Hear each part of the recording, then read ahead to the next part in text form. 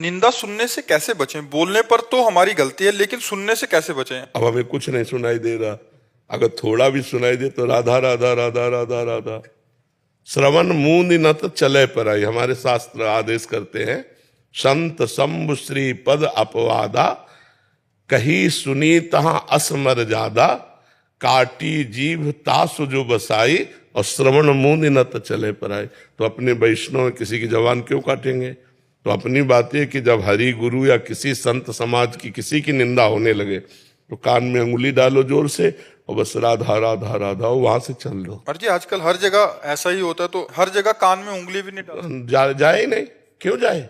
Class में होते हैं प्रैक्टिकल, ऐसे गंदी बातें करते हैं बच्चे साथ में, तो फिर सुन अपने मन से हटा देते हैं। हम अगर अपने मन से हटा देते तुम सब बोलते रहो, हमें कोई फर्क नहीं पड़ेगा, हम सुनते हुए भी नहीं सुनेंगे। अगर हम अपने अंतर्मुख हो जाए तो किसी का कोई प्रभाव नहीं पड़ेगा। अभ्यास करो, जैसे अभी कोई गहराई से बात सोचने लगो, हम बात कर रहे हैं, फिर आप कहोगे क्या कहा आपने, हमने सुना नहीं, फिर पास बैठे सुना, बोले मन कहीं और चला गया था। तो अगर मन हम प्रभु में लगाना सीख लें तो फिर सबकी बातें हमारे दिमाग में नहीं आएंगी। कोलाहल हो रहा, चिड़ियां चहक रही, बस ऐसे माने। जिसकी मति जो है उतना ही बोल पाएगा, उतना ही सोच पाएगा। सोचने दो, बोलने दो उसे, अपने राधा राधा राधा। उधर ध्यान नहीं देते, कानों में पड़ रही ध्यान नहीं देते तो कोई फर्क नहीं पड़ेगा। कानों में पड़ रही ध्यान दिया, उसमें रस लेने लगे तो फर्क पड़ जाएगा।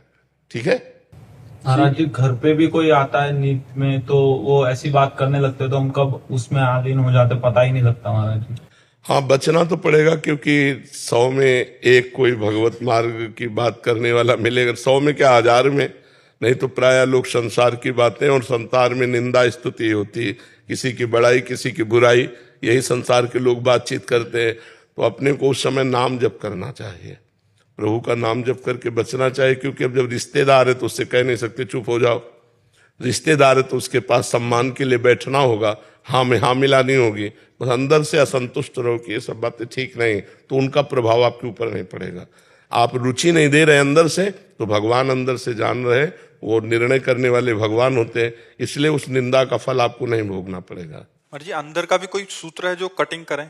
अगर सुनने में आ गया और उसको बार बार हम कैसे कटिंग करें? हम तो इस भाव से करते हैं कि जैसे आप सामने से हमारे गुरु की, हमारे इष्ट की निंदा करें तो हम आपको इष्ट गुरु रूप ही देख लेंगे कि प्रभु आप चाहे जितना करो, हमारी निष्ठा को आप डिगा नहीं सकते। आप क्योंकि गुरु रूप देखो तो अखंड मंडलाकारम व्याप्तमेन चराचरम तत्पदम दर्शतमेन तस्मै श्री गुरुवे नमः। और इष्ट रूप देखो तो श्री राम में सब जग जानी, आप ही हो प्रभु। आप अपने मुख से अपनी निंदा करके हमारी परीक्षा ले रहे हो, तो हम आपकी निष्ठा छोड़ने वाले नहीं। हम आप में दोष दर्शन ही नहीं करेंगे, क्योंकि आप निंदा कर रहे हो, हम आपकी निंदा करने लगे तो हम आप एक ही श्रेणी में खड़े हो गए। हम आपको इष्ट रूप देख करके हम उस बात को ही नष्ट कर देते हैं। और जी ये सूत्र सही है, क्योंकि कहीं ना कहीं देखने को, सुनने को कहाँ कहाँ तक रोकते रहे महाराज जी, तो ये सूत्र बहुत अच्छा। मत्ता परतरम नान्यत किंचित अस्ति धनंजय, भगवान कहते मेरे सिवा कोई है ही नहीं। तो महाराज आप कोई भी कपट रूप रख करके आओ, हम तो यही जानते हैं आप ही हो, और आप अपने मुख से अपनी निंदा करके हमारी परीक्षा ले रहे हो तो ले लो, हम आपकी निष्ठा से डिगने वाले नहीं। तो हमें उस पर भी क्रोध नहीं आएगा, क्योंकि इष्ट भाव किया, उस पर भी दोष दर्शन नहीं होगा। नहीं, वो किसी पर दोष दर्शन करके बोल रहा है और हम उस पर दोष दर्शन कर ले तो हमारी बात तो बराबर हो जाएगी ना। महाराज जी आप बाहर का खाने की मना करते हैं, और जो बाहर ही रहते हैं वो क्या करें? हाँ, कहीं ऐसी भी जगह हैं जहाँ से पवित्र भोजन मिल सकता है। ऐसा नहीं कि सब होटलों में मांस बिकता हो, बहुत से ऐसे होटल हैं जो सात्विक हैं। सात्विक तो है महाराज जी, ऐसे विचार सही नहीं रहते, नहा के नहीं बनाते। पर अब इतना तो नहीं हो सकता कि किसी वैष्णव को भोजन बनाने में लगाया जाए। अब है तो संसारी, तो अपने भाव पवित्र करते हैं। भोजन सामने आया, नाम कीर्तन थोड़ा किया मन से, राधा राधा राधा, और भगवान को अर्पित किया, पा लिया, तो वो पवित्र हो जाएगा, वो सात्विक बुद्धि प्रकट करेगा। और कहीं भगवान विराजमान है, उनको भोग लगा दिया, तब तो परम पवित्र हो।